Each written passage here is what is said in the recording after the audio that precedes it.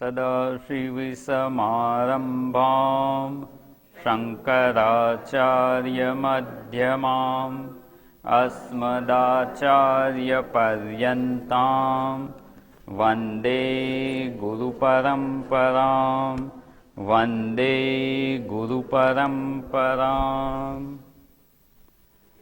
વાસુદેવેન્દ્રયોગીન્દ્રં નત્વા જ્ઞાનપ્રદં ગુરું મુમુક્ષૂણાં હિતાર્થાય તત્વબોધોऽભિધીયતે. સાધનચતુષ્ટય સંપન્નાધિકારીણાં મોક્ષસાધનભૂतं તત્વવિવેકપ્રકારં વક્ષ્યામઃ. સાધનચતુષ્ટયં કિં નિત્યાનિત્યવસ્તુવિવેકઃ ઇહામૂત્રાર્થફલભોગવિરાગः સમાધિષટ્કસંપત્તિઃ મુમુક્ષુત્વં ચેતિ. નિત્યાનિત્યવસ્તુવિવેકः કઃ નિત્યં વસ્તુ એકં બ્રહ્મ તદ્વ્યતિરિક્तं સર્વમનિત્યં. અયમેવ નિત્યાનિત્યવસ્તુવિવેકઃ વિરાગઃ કઃ ઇહ સ્વર્ગભોગેષુ ઇચ્છારાહિત્યં. સમાધિસાધનસંપત્તિઃ કા શમોદમો પરમસ્તિતિક્ષા શ્રદ્ધા સમાદાનં ચેતિ. શમઃ કઃ મનોનિગ્રહઃ. દમઃ કઃ ચક્ષુરાદિ બાહ્યેન્દ્રિયનિગ્રહઃ. ઉપરમઃ કઃ સ્વધર્માનુષ્ઠાનમેવ. તિતિક્ષા કા શીતોષ્ણસુખદુઃખાદિસહિષ્ણુત્વં. શ્રદ્ધા કીદૃશી ગુરુવેદાन्तવાક્યાદિષુ વિશ્વાસઃ શ્રદ્ધા. સમાદાनं કિં ચિત્તૈકાગ્રતા. મુમુક્ષુત્વં કિં મોક્ષો મે ભૂયાદ ઇતિચ્છા. એતत् સાધનચતુષ્ટયં તતસ્તત્વવિવેકસ્યાધિકારિણો ભવન્તિ. તત્વવિવેકઃ કઃ આત્મા સત્યં તદ્ અન્યत् સર્વં મિથ્યા ઇતિ.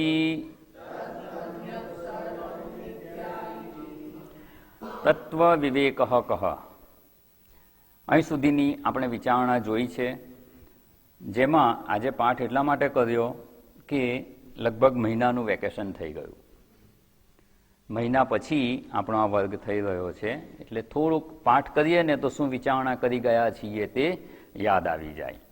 સાધન ચતુષ્ટય સંપત્તિની વાત જણાવી, 4 સાધન કયા કયા છે એની વિસ્તારપૂર્વક આપણે સમજ પ્રાપ્ત કરી, અને એ સમજ પ્રાપ્ત કરી અને એ પ્રમાણે જો જીવનમાં એ સાધન ચતુષ્ટય સંપત્તિ આત્મસાત થશે તો શું થશે એ આની પૂર્વેના ગદ્યમાં વાત જણાવી. એતદ સાધન ચતુષ્ટયમ, આ 4 સાધનો છે: વિવેક, વૈરાગ્ય, ષટ સંપત્તિ અને મુમુક્ષુત્વમ. એનાથી થશે શું તો કે તતઃ, એ પ્રાપ્ત કરવાથી, તતઃ એટલે તત્પશ્ચાત, એ પ્રાપ્ત કર્યા બાદ તત્વ વિવેકસ્ય અધિકારીણઃ ભવન્તિ. એ પ્રાપ્ત કર્યા બાદ જ તત્વ વિવેકના અધિકારી થવાય છે. તત્વનો વિવેક પ્રાપ્ત કરવા માટેનું અધિકારીત્વ પ્રાપ્ત થાય છે. અને આપણે જોઈ ગયા હતા પૂર્વે, અધિકારીત્વમ ફલ સંબંધિત્વમ. અધિકારી થઈ અને પ્રયત્ન કરવામાં આવે તો એના ફળ સાથે આપણો સંબંધ થાય છે. આ તત્વ વિવેકનું ફળ શું છે? જીવન મુક્તિની પ્રાપ્તિ. તત્વનો બોધ થાય, તત્વનો વિવેક કરીએ કે આ તત્વ છે, આ આત્મા છે, આ અનાત્મા છે. તો તત્વનો વિવેક થવાથી બે જુદા થઈ જાય. અનાત્મા સુખરૂપ નથી એટલે એનો ત્યાગ થઈ જાય, અને જે આત્મા સુખ સ્વરૂપ છે એની પ્રાપ્તિનો પ્રયત્ન થાય. એનું પ્રાપ્ત કરવા માટે એનું જ્ઞાન પ્રાપ્ત કરવું પડે, એટલે તત્વનો બોધ પ્રાપ્ત કરવાનો. તત્વનો બોધ પ્રાપ્ત થઈ જાય તો શું થાય? તો સુખની પ્રાપ્તિ થાય. જીવન મુક્તિની પ્રાપ્તિ થાય એ એનું ફળ છે. દુઃખ રહિત નિત્ય સુખની પ્રાપ્તિ થવી એ જ તત્વનું વિવેક થાય કે તત્વનો બોધ થાય એનું ફળ છે. અને એના ફળની પ્રાપ્તિની ઈચ્છા હોય તો સાધન ચતુષ્ટય સંપત્તિની પ્રાપ્તિ અનિવાર્ય છે. એના વગર આ સંભવ નથી. અને ખૂબ વિસ્તારપૂર્વક એની આપણે વિચારણા જોઈ હતી. સાધન ચતુષ્ટય સંપત્તિ એટલે આપણે શું નામ આપેલું છે એને? SCS, સાધન ચતુષ્ટય સંપત્તિ. આ એલિજિબલ ક્વોલિફિકેશન છે. આ હશે તો ક્યાં એડમિશન મળશે? એલિજિબિલિટી શેના માટે થશે? તો કે પ્રસ્થાનત્રયી. પ્રસ્થાનત્રયીનું અધ્યયન કરવા માટે અધિકારી થવાશે.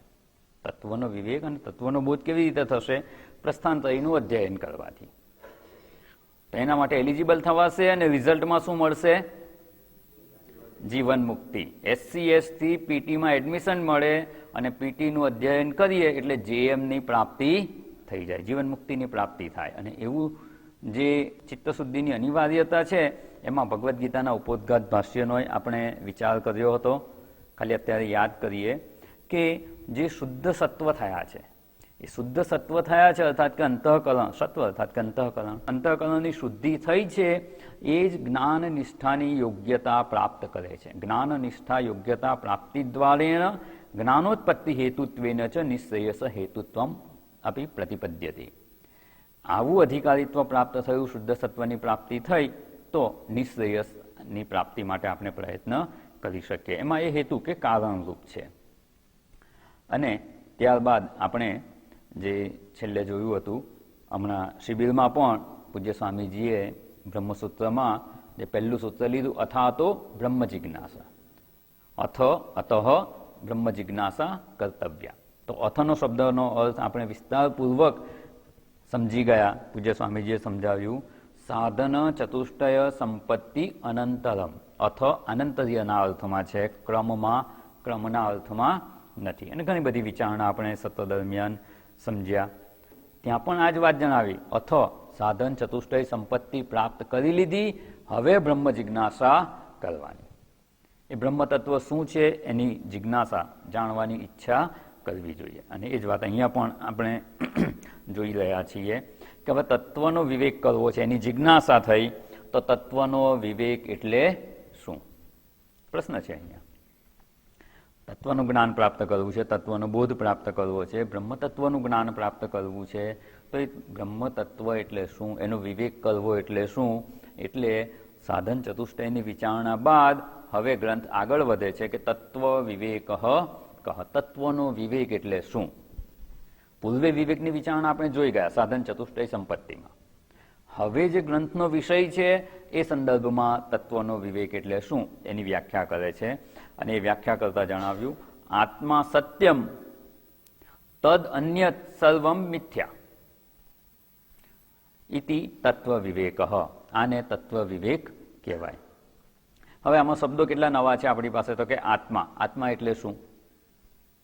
આત્મા શબ્દો વાપરીએ છીએ. આત્મા શરીર માટે વપરાય છે, ઇન્દ્રિયો માટે વપરાય છે, મન બુદ્ધિ બધા માટે આત્મા શબ્દ વપરાય. જીવાત્મા માટે પણ, જીવ છે એના માટે જીવાત્મા શબ્દ વપરાય છે.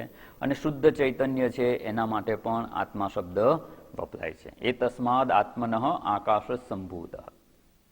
તો આમ અનેક અર્થમાં આત્મા શબ્દનો ઉપયોગ થાય છે. તો અહીંયા જે આત્માની વાત કરવાની છે એ કેવું છે? તો કે એ આત્મા સત્ય છે. આત્મા અર્થાત કે હું. સીધું સરળ એનો અર્થ જોઈએ તો કે હું. તો કે હું ઘણા બધા અર્થમાં પ્રયોજાય છે. તો હુંનો કયો અર્થ સાચો? અનેક અર્થમાં જે વસ્તુ પ્રયોજાતી હોય તેનો કયો અર્થ સાચો? તો કે એની થોડીક વિચારણા કરવી પડે. જે આપણે જેને હું કહીએ છીએ એમાંથી કયો હું સત્ય છે? અહીંયા સત્યનો અર્થ પણ આપણે સમજવો પડે. વ્યવહારમાં જે શબ્દ સત્ય વપરાય છે એવો અર્થ નથી. મૂળ વ્યાખ્યા તો એ જ છે. આપણે વ્યવહારમાં સત્ય કોને કહીએ છીએ? સાચું બોલે છે, જૂઠું બોલે છે, કોને કહીએ? આજે કંઈક કહે કાલે બીજું કંઈક કહે તો શું કહીશું એને? જૂઠું બોલે છે. પણ આજે જે કહ્યું એ જ કાલે કહે, કાલે કહ્યું એ જ પરમ દિવસે કહે, પૂર્વે પણ એ જ વાત કહી હોય. દ્રષ્ટાંત રૂપે જોઈએ તો કોઈ કે મારું નામ પરેશ છે. તો નાનો હતો ત્યારે પરેશ કહેતો હતો, અત્યારે પરેશ છે, એનું નામ એનું જ રહે છે, તો સાચું બોલે છે. પણ આજે એવું કે મારું નામ પરેશ છે, કાલે એવું કે મહેશ છે, પછી કે બીજું કંઈક નામ કહે, તો એ ખોટું બોલે છે. એટલે જે જેવું છે એવું રહે તો એને સત્ય કહેવાય. આ વ્યાખ્યાન આપણે થોડું આગળ એક્સટેન્ડ કરીને એનો અર્થ સમજવાનો છે. એટલે આત્મા કોને કહેવાય, સત્ય કોને કહેવાય, અને તદ અન્યત, તો એનાથી અન્ય છે એ શું શું છે, અને એને કહ્યું તદ અન્યત સર્વમ મિથ્યા. તો મિથ્યા એટલે શું એને આપણે સમજવું પડે. તો અહીંયા આત્મા એટલે શું એની વિચારણા આપણે જોઈ ગયા છીએ. કોને કોને આત્મા કહીએ છીએ, તો કે જે સત્ય છે ને એ જ અહીંયા આત્મા કહેવાયો છે. જો આપણે શરીરને આત્મા કહેતા હોઈએ, હું કહીએ છીએ, હું બેઠો છું, અત્યારે હું બોલું છું, તો વાણી ઇન્દ્રિયને હું કહી દીધું. બેઠો છું તો શરીર બેઠું છે એને હું કહીએ છીએ. હું શ્રવણ કરું છું તો શ્રવણ ઇન્દ્રિયને હું કહીએ છીએ. હું વિચાર કરું છું તો મનને હું કહીએ છીએ. મને સમજાઈ ગયું તો બુદ્ધિને હું કહીએ છીએ. તો આ બધા અર્થમાં હું કે આત્મા શબ્દ વપરાય છે. સંસ્કૃતમાં એને આત્મા કહીએ છીએ. તો જે હું છે એ આમાંથી કયો આત્મા છે કે જે સત્ય છે? શરીર રૂપી આત્મા સત્ય છે ખરો? ના. સત્યની વ્યાખ્યા જોવાની. સત્ય એટલે શું? ત્રિકાલે અપી તિષ્ઠતિ ઇતિ સત. પૂર્વે પણ હતું, અત્યારે પણ છે, ને ભવિષ્યમાં પણ રહેવાવાળું હોય. એટલે ત્રણેય કાળે રહેવાવાળું હોય એને સત્ય કહેવાય. ક્યારેય એનો બાધ ના થાય, જેવું છે એવું ને એવું રહે. તો આ શરીર આત્મા થઈ શકે ખરું? ના. કેમ ના થઈ શકે? શરીરના જન્મ પૂર્વે શરીર નહોતું. શરીરના મૃત્યુ બાદ શરીર રહેશે નહીં. એટલે ત્રણેય કાળે રહે છે એવું કહી શકાય નહીં.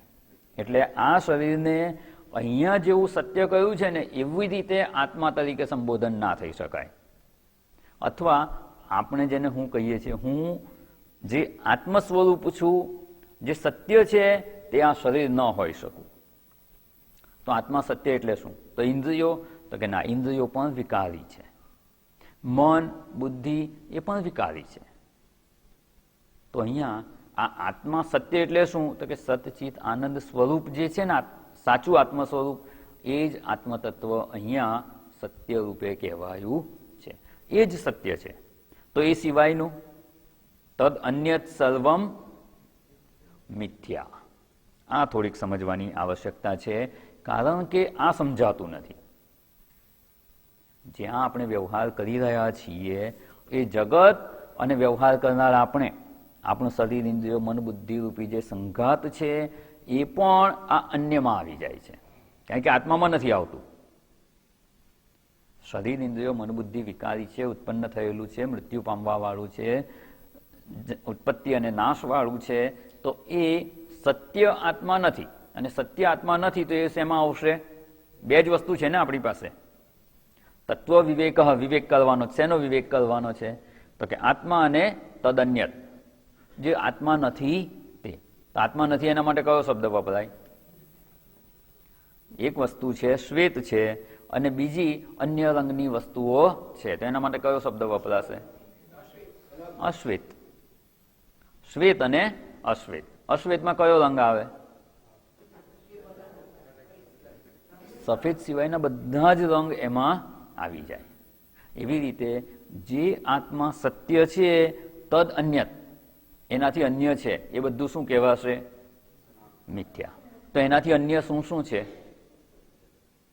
જેને આપણે જોઈ ગયા, શરીર, ઇન્દ્રિયો, મન, બુદ્ધિ, જીવ ભાવ પર્યંતનું છે એ આત્મા નથી, તો એ શું થઈ ગયું? અનાત્મા થઈ ગયું.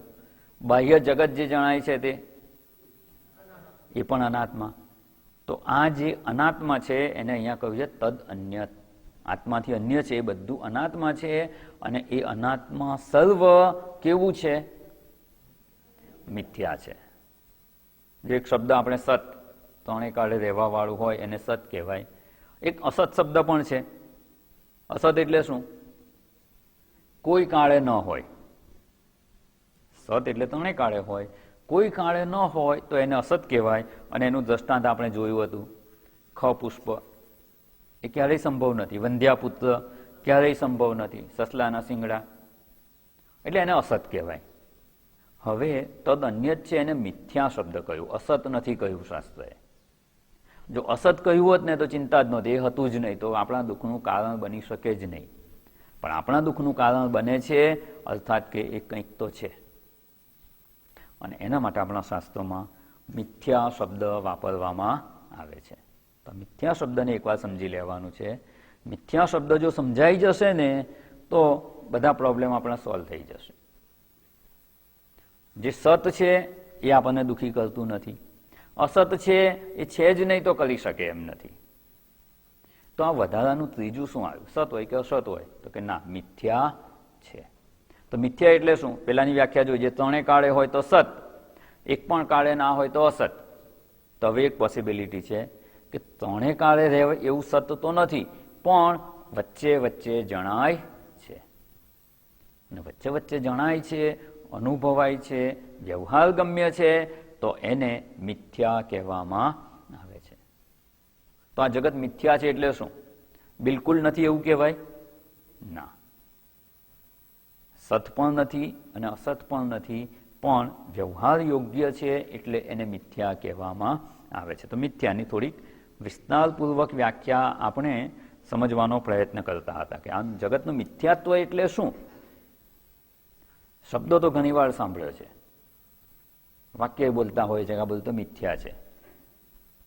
મિથ્યા છે, પણ મિથ્યા છે એવો દ્રઢ નિશ્ચય નથી. આપણે જે વાક્ય બોલીએ છીએ ને એમાં દ્રઢતા નથી, સ્પષ્ટતા નથી. મિથ્યા છે તો વ્યવહાર પણ એવો થવો જોઈએ ને. બોલીએ છીએ કે જગત મિથ્યા છે, પણ જગતમાં વ્યવહાર તો જગતને સત્ય માનીને કરીએ છીએ. એનો અર્થ કે જે આપણી સમજ છે ને એ દ્રઢ થઈ નથી.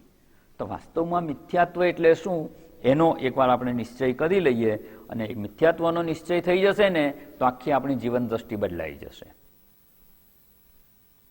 એના થોડાક આપણે દ્રષ્ટાંત લઈ અને સમજવાનો પ્રયત્ન કરવાનો છે.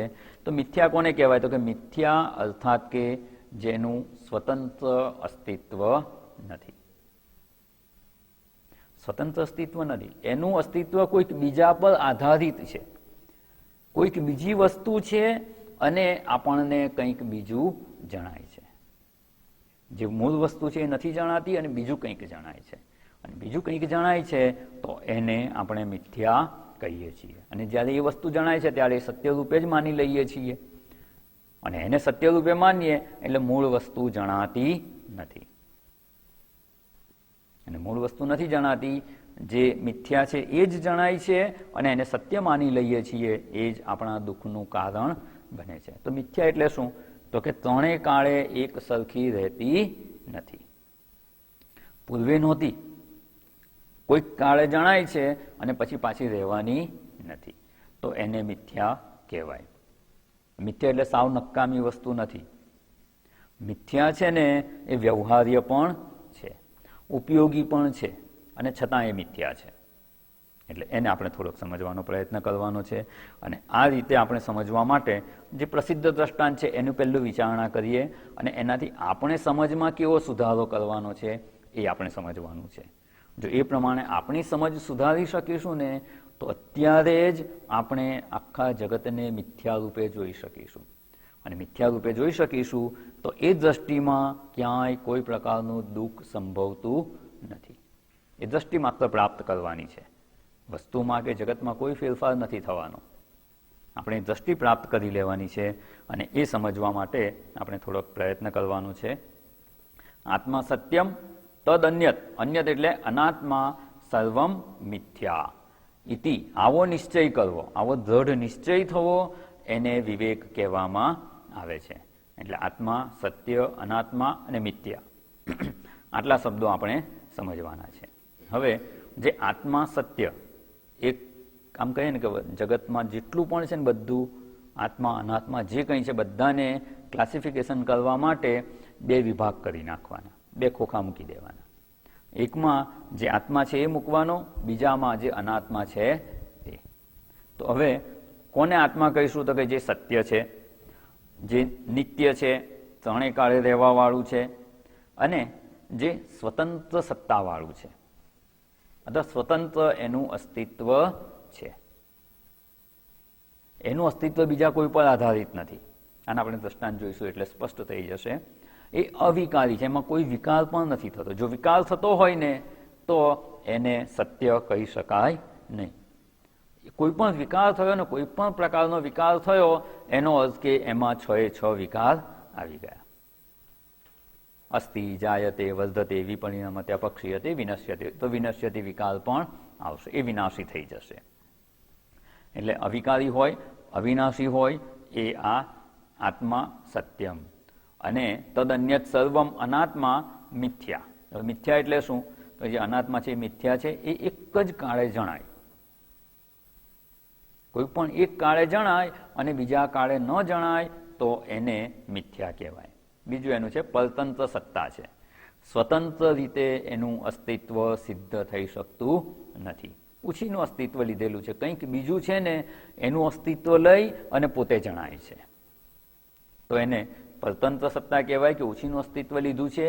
પણ આવું હોવા છતાં એ કંઈ નકામું નથી. કેવું છે? તો કે વ્યવહાર્ય પણ છે અને ઉપયોગી પણ છે. એટલે જે મિથ્યા હોય ને, આમ કહે ને કે આ તો આટલું જગત કેવું છે, તો કે જગત તો અમને સત્ય જણાય છે. કેમ? તો કે તો વ્યવહાર્ય છે, એમાં વ્યવહાર કરી શકીએ છીએ.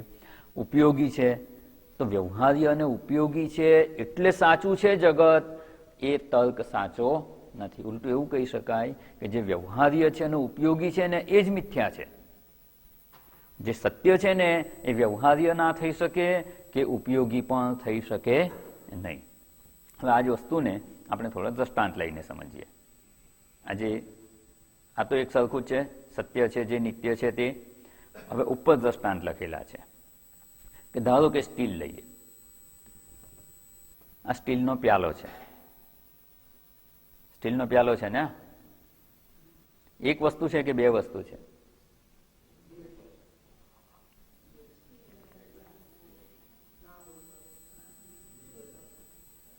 આ એક વસ્તુ છે કે બે છે? કે એકમાં બે છે અને જે બે જણાય છે એમાં એક છે?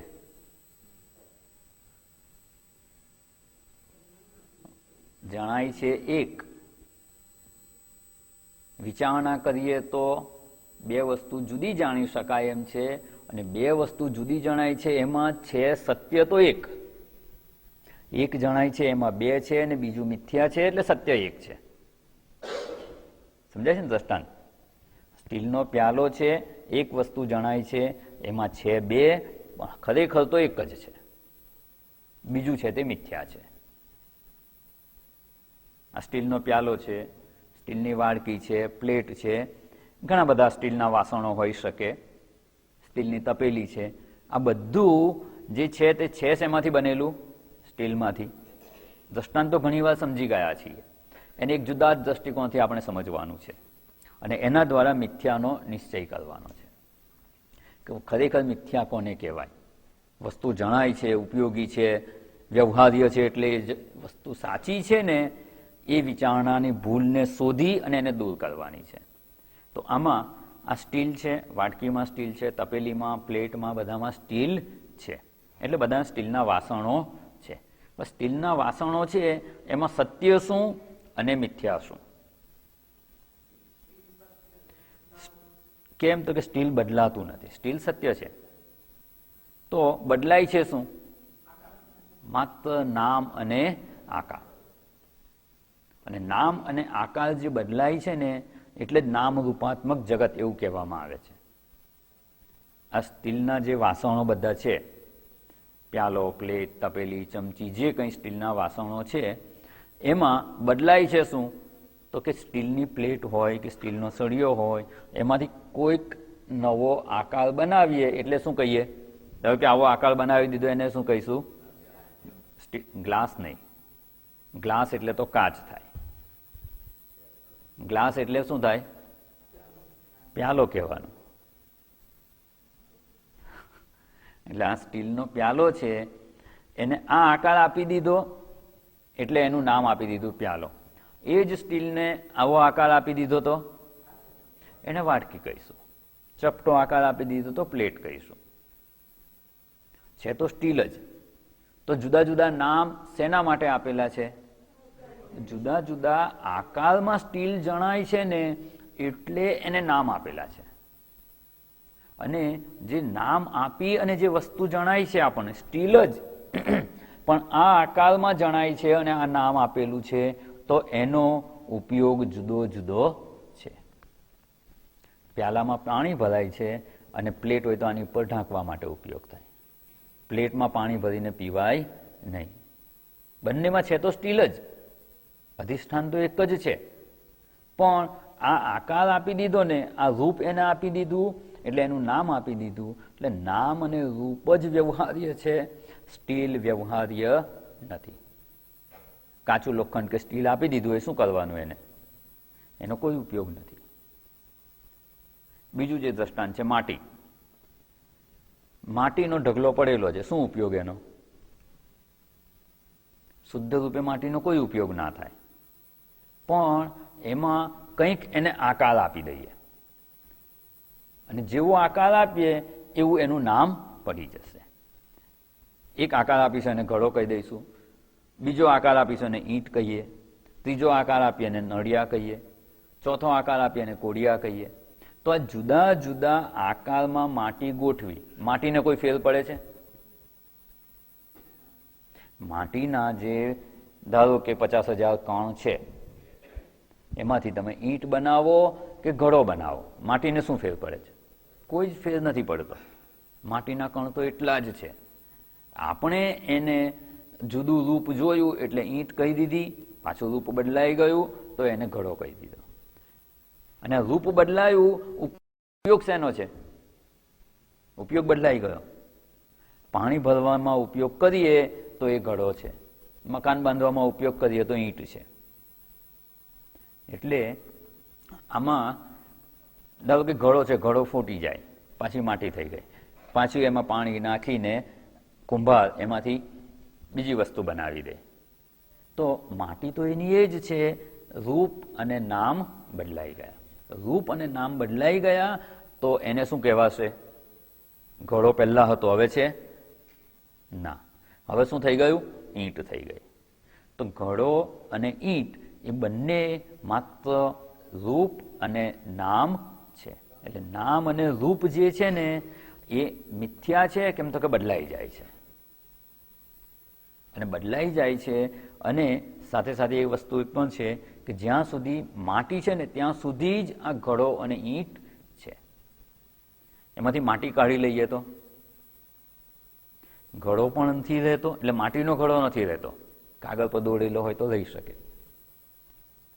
માટીમાંથી બનેલો ઘડો હોય અને એમાંથી માટી કાઢી લઈએ તો ઘડો રહેતો નથી. ઘડાનો આકાર નથી તો નામ પણ નથી.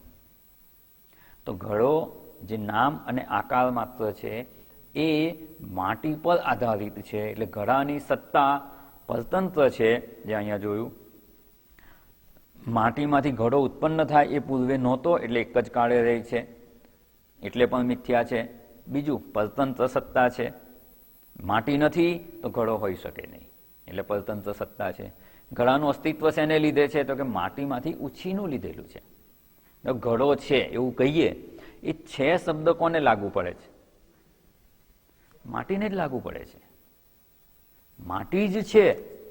વ્યવહારમાં કહીએ છીએ કે ઘડો છે, તો છે અસ્થિ, એ અસ્તિત્વ કોનું છે? તો કે માટીનું છે. એટલે એનું ઉછીનું અસ્તિત્વ છે. ઘડા પાસે અસ્તિત્વ જ્યારે પણ છે ત્યારે ઉછીનું અસ્તિત્વ છે અને વ્યવહાર્ય છે.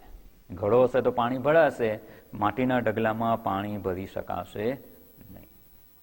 એટલે વ્યવહાર્ય અને ઉપયોગી આ જે મિથ્યા છે એ જ છે, સત્ય છે એ હોઈ શકતું નથી. આ ત્રીજું દ્રષ્ટાંત એટલે સુવર્ણ.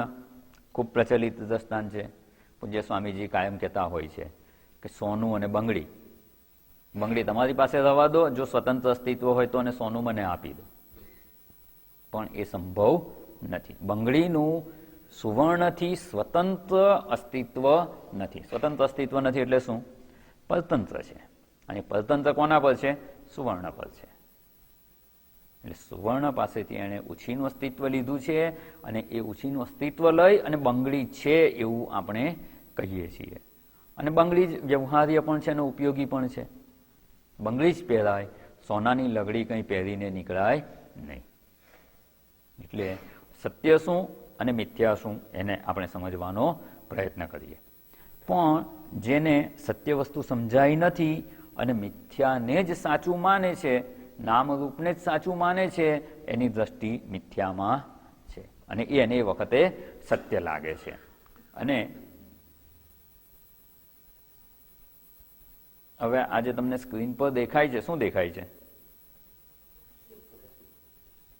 બધા પક્ષીઓ, બરાબર? આ બધા પક્ષીઓ એક જ છે કે જુદા જુદા છે?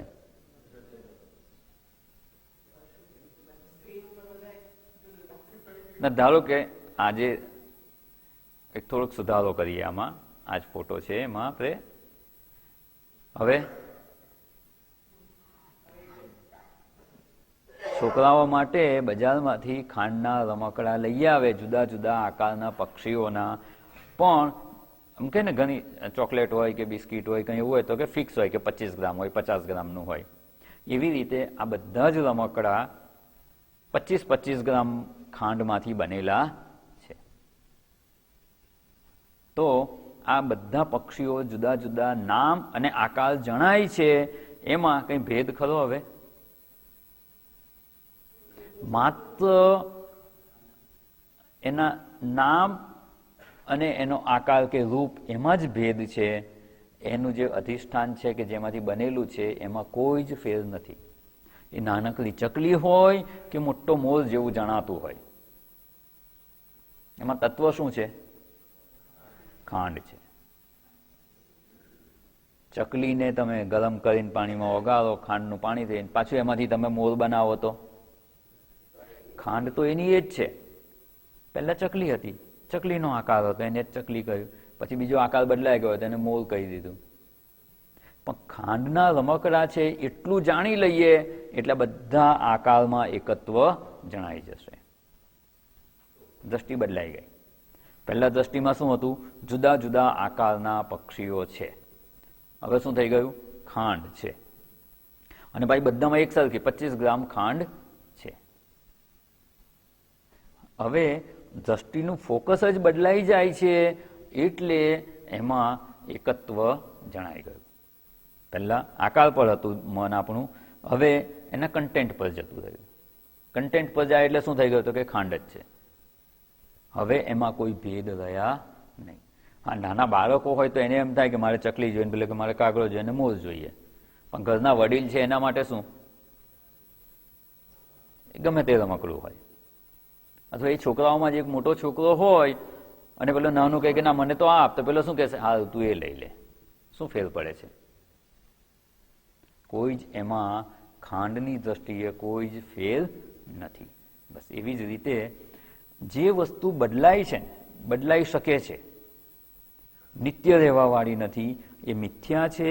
અને મિથ્યાને જો જોતા આવડી જાય કે આ વસ્તુ મિથ્યા છે, અને મિથ્યાની ક્રાઇટેરિયા શું છે? એક જ કાળે જણાય. જે ત્રણે કાળે રહેવાવાળું ના હોય, નિત્ય અસ્તિત્વ ન હોય, એને મિથ્યા કહેવાય. અને મિથ્યા હોય તો એ આપણા માટે દુઃખનું કારણ નહીં બને, એ આપણે વિચારણા કરવાની છે. મિથ્યા દ્રષ્ટિ નથી અને સત્ય માનીએ છીએ ને એટલે જ એ આપણા માટે દુઃખનું કારણ બને છે. નાના છોકરાઓને આ રમકડા છે એ જ સત્ય લાગે છે, અને રમકડા સત્ય લાગે છે એટલે મારે આ જોઈએ ને આ નથી જોઈતું. પણ જેની અંદર રમકડામાં ખાંડ દ્રષ્ટિ થઈ ગઈ છે, એને ગમે તે રમકડું આપો, એને કોઈ ફેર નથી પડતો. કે કોઈ પણ રમકડા પ્રત્યે એને રાગ કે દ્વેષ નથી કે આસક્તિ નથી.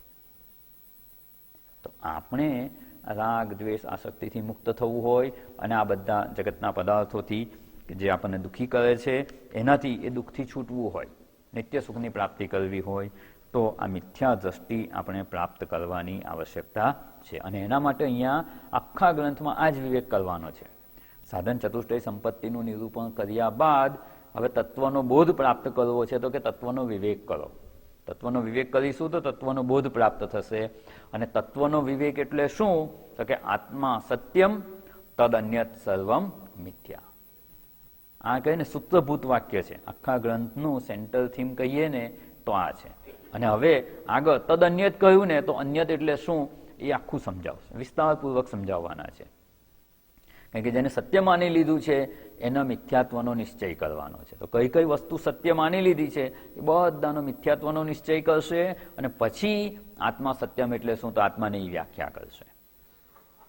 એટલે હવેનું જે આના પછીનો જે ગ્રંથ આગળ વધશે એમાં જેટલી જેટલી વસ્તુ મિથ્યા છે એ બધાની વિચારણા કરશે. તદન્યત અનાત્માની પહેલા વિચારણા કરશે, અનાત્માથી પછી જે આત્મતત્વ છે એની વિચારણા કરશે.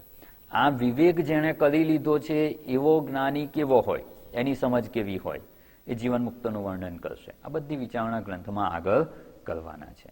એટલે અત્યારે આપણે આ જે મિથ્યા એટલે શું, બે વસ્તુ ભેગી થઈ ગઈ છે. મૂળ વાત એ જ છે. વિવેક કરવાનો ક્યારે કહેવાય, બે વસ્તુ ભેગી થઈ ગઈ હોય તો વિવેક કરીને જુદું કરવાનું. એટલે બે વસ્તુ ભેગી થઈ ગઈ છે તો પાક્કું. આ સ્ટીલના પ્યાલામાં સ્ટીલ અને પ્યાલાનું નામ અને આકાર ભેગા થઈ ગયા છે, એને જુદા કરી દેવાના. અહીંયા દ્રષ્ટાંતમાં શું ભેગું થઈ ગયું છે, તો કે દ્રશ્ય અને દ્રષ્ટા ભેગા થઈ ગયા છે. આપણે પોતાને શું અત્યારે માનીએ છીએ, જે અજ્ઞાન કલ્પિત વ્યક્તિત્વ છે આપણું એ જ હું છું. હું આ નામવાળો છું, હું પુરુષ છું, હું સ્ત્રી છું, હું આટલું ભણેલો છું. એટલે શરીર, ઇન્દ્રિયો, મન, બુદ્ધિની ઉપાધિને હું માની લીધું છે અને એ માની લીધું છે અને આપણે આપણું જીવન જીવી રહ્યા છીએ. વાસ્તવમાં એ આપણા માટે દ્રશ્ય છે, દ્રશ્ય છે, જ્ઞેય છે, આપણે એને જાણી શકીએ છીએ, આપણે એના જાણનાર દ્રષ્ટા છીએ. પણ દ્રષ્ટા રૂપે એને જાણતા નથી અને દ્રશ્યને જ દ્રષ્ટા માની લીધું છે. ચક્ષુ ઇન્દ્રિય વાસ્તવમાં દ્રશ્ય છે. મન દ્વારા આપણે ચક્ષુ ઇન્દ્રિયને જાણીએ છીએ. ચક્ષુ ઇન્દ્રિયની પાછળ મન રહેલું છે અને આ બધાનો સાક્ષી જે દ્રષ્ટા છે એ સાક્ષી ચૈતન્ય છે. તો એના તરફ દ્રષ્ટિ જતી નથી અને બીજા બધાને આપણે હું રૂપે સ્વીકારી લીધા છે, કે દ્રષ્ટા રૂપે, કે હું જોઉં છું, હું બેઠો છું, હું જઉં છું. તો આ જે આપણો વ્યવહાર થઈ રહ્યો છે, દ્રશ્યને દ્રષ્ટા રૂપે માની લીધા છે. એટલે દ્રશ્ય અને દ્રષ્ટા ભેગા થઈ ગયા છે, એને જુદા પાડવાના છે. અને એ જુદા પાડી શકીએ અને જે દ્રષ્ટા છે શુદ્ધ ચૈતન્ય, એ હું છું, એ જ સત્ય છે. જેને ભૂલમાં દ્રશ્ય હતું અને દ્રષ્ટા રૂપે માની લીધેલા એ મિથ્યા છે. એવો નિશ્ચય કરવા માટે આ ગ્રંથમાં વિસ્તારપૂર્વક વિચારણા કરવાની છે. અને એનો વિચાર કરવા માટે જ ગ્રંથ ખૂબ સુંદર વિચારણામાં જણાવે છે. જો આ વસ્તુ પણ આમ કે સ્પષ્ટતાપૂર્વક સમજાઈ જાય ને તો પછી બીજા કોઈ શાસ્ત્રો ભણવામાં અઘરું નહીં પડે.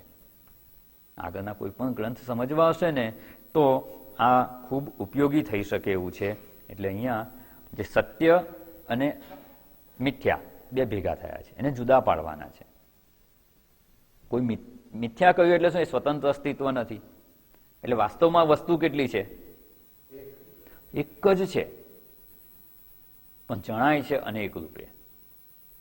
તો જે અનેકતા છે ને એનો બાદ કેવી રીતે થાય એ દ્રષ્ટિ આપણે કેળવવાની છે. એટલે એકમાં જ જે બે વસ્તુ રહેલી છે એમાં એક સત્ય છે અને એક મિથ્યા છે, એને આપણે જુદી કરવાની. એટલે મેં કહ્યું ને, વસ્તુ જણાય છે એક, એમાં વસ્તુ છે બે, બેમાં એક સત્ય છે અને એક મિથ્યા છે. અને એમાંથી આપણી દ્રષ્ટિ ક્યાં છે ને એ અગત્યનું છે. આપણે મિથ્યાને સત્ય માની લઈએ છીએ કે સત્યને સત્ય માનીએ છીએ. જો મિથ્યાને સત્ય માની લીધું તો એ દુઃખનું કારણ બનશે અને મિથ્યાને કશું કરવાનું કંઈ જ નથી. મિથ્યાને મિથ્યા રૂપે સ્વીકારી લેવાનું છે કે આ મિથ્યા જ છે. એના મિથ્યાત્વનો નિશ્ચય થઈ જાય ને તો એ આપણા માટે દુઃખનું કારણ બનશે નહીં. એનો અર્થ કે બે વસ્તુ છે કે એક છે જગતમાં? તો દ્વૈત જણાય છે ને, દ્વૈત છે. તો કે વાસ્તવમાં દ્વૈત નથી. જો વાસ્તવિક દ્વૈતનો સ્વીકાર કરીએ ને તો ક્યારે થઈ શકે? બંને સત્ય હોય તો જ દ્વૈત કહેવાય. બંને સત્ય હોય તો દ્વૈત છે એવું કહેવાય. અને જો બંને સત્ય હોય ને તો એકનો નાશ કરીને એકમાં આપણે સ્થિતિ કરી શકીએ સંભવ નથી. બંને સત્ય હોય તો. પણ બે જણાય છે ને એમાં એક મિથ્યા છે અને એક સત્ય છે. અને મિથ્યા છે એનો બાદ થાય એટલે એક સત્ય જણાય. એટલે જ્યારે એક સત્ય અને મિથ્યા બે ભેગા થઈ ગયા હોય ત્યારે શું કરવાનું? બુદ્ધિપૂર્વક એને જુદું સમજવાનું. અને બે જુદા સમજાઈ જાય ને પછી દ્રષ્ટિ ક્યાં સ્થિત કરવાની? જો મિથ્યામાં દ્રષ્ટિ સ્થિત થઈ ગઈ તો એ મિથ્યા દર્શન કહેવાશે, અને સત્યમાં દ્રષ્ટિ સ્થિત થઈ ગઈ તો એ સત્ય દર્શન કે તત્વ દર્શન કહેવાય. જે રમકડા છે બધા, એ રમકડામાં જો રમકડાના નામ અને આકારને સત્ય માની અને એને જોઈશું તો મિથ્યા દ્રષ્ટિ છે. એ દ્રષ્ટિમાં દુઃખ થશે, એ ગમે ત્યારે રમકડું તૂટી જશે અને દુઃખ થવાનું. પણ ધારો કે રમકડું તૂટી ગયું, ખાંડમાં દ્રષ્ટિ છે તો કોઈ ફેર નથી પડતો. ચકલીની એક પાંખ તૂટી જાય તોય ખાંડ તો એટલી જ રહેવાની છે.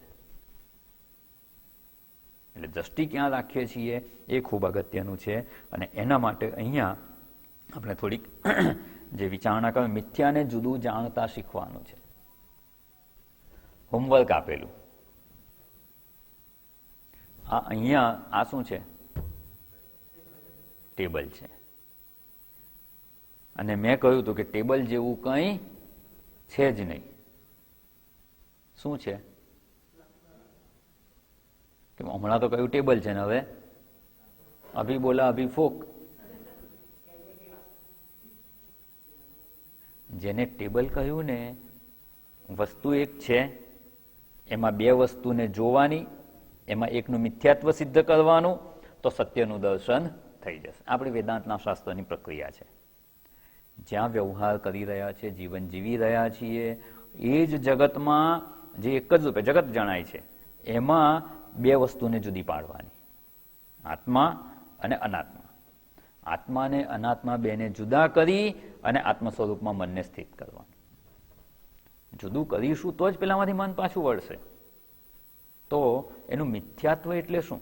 જે અહીંયા મુદ્દા જોયા ને આપણે, કે એનું સ્વતંત્ર અસ્તિત્વ નથી, એનું અસ્તિત્વ જે જણાય છે ઉછીનું લીધેલું છે, સ્વતંત્ર સત્તા નથી, માત્ર વ્યવહાર્ય છે અને ઉપયોગી છે, એવું જે મિથ્યા છે એવું આ ટેબલને કેવી રીતે સમજી શકાય? પાછું આજે એ જ હોમવર્ક છે. કાલે આપણે એની વિચારણામાં નિશ્ચય કરીશું કે ટેબલ મિથ્યા છે. આ શું દેખાય છે સ્ક્રીન પર? વુડન ટેબલ છે, લાકડાનું ટેબલ છે, બરાબર? અત્યારે તમારે નજર સામે પણ આ દેખાય છે, સ્ક્રીન પર મેં ફોટો મૂકેલો છે. વુડન ટેબલ છે. હવે આમાંથી ટેબલને જુદું કરવાનું છે, વુડને જુદું કરવાનું છે, અને વાસ્તવમાં લાકડું જ છે, ટેબલ જેવું કંઈ છે જ નહીં. એ નિશ્ચય આપણે કરવાનો છે. એને વિસ્તારપૂર્વક વિચારણા કરીને નિશ્ચય કર્યો છે. જેમ કહે ને, વુડ અને ટેબલ બે જુદી જ વસ્તુ છે, પણ બંનેને આપણે શું કરી દીધી છે? વુડ અને ટેબલને વુડન ટેબલ કરી દીધું છે. એમાંથી ટેબલને જુદું જાણવા, જુદું કરવાનું નહીં, જુદું થાય નહીં. કેમ જુદું ના થાય?